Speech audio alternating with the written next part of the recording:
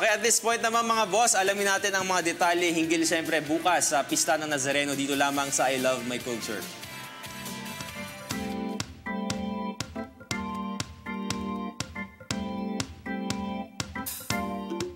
Tuwing ika-9 ng Enero ay pinagdiriwang ng mga deboto ang Pista ng Itim na Nazareno.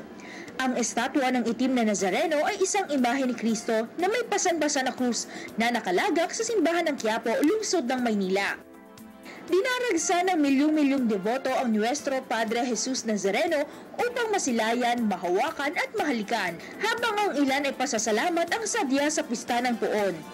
Pero karamihan sa mga deboto ay himala ang daing para makaahon sa kahirapan, lunas sa mga sakit at resolusyon sa kinaharap na problema sa buhay.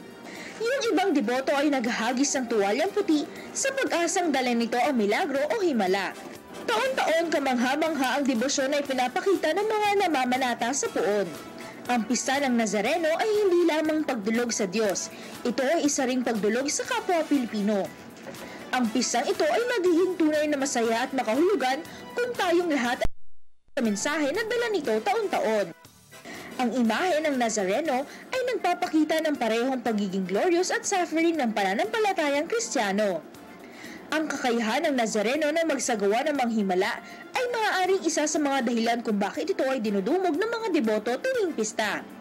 Sana hindi lang sa pista ng Black Nazarene ang ating panata sa Panginoon, kundi sa araw-araw nating pamumuhay.